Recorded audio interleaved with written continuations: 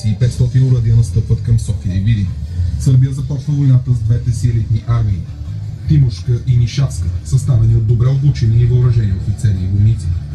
Нишавската армия, съставена от 42 000 пехотинци, 800 кавалеристи и 16 артилерийски батареи, пресича границата и застрашително настъпва към София. Тимошката армия, съставена от 22 000 пехотинци и 11 артилерийски батареи, се насочва към Видин.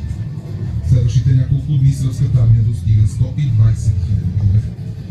Планът на крал Милан е ясен – за няколко дни да превземе София, където да диктува условията си.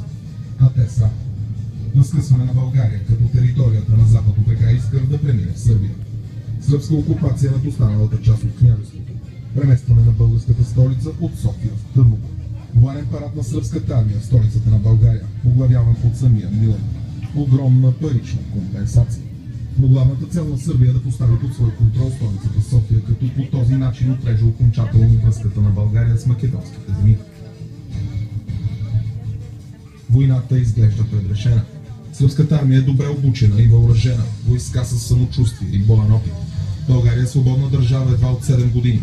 Само 86 000 човека са минали изобщо през казарма, не достигат офицери и сержанти.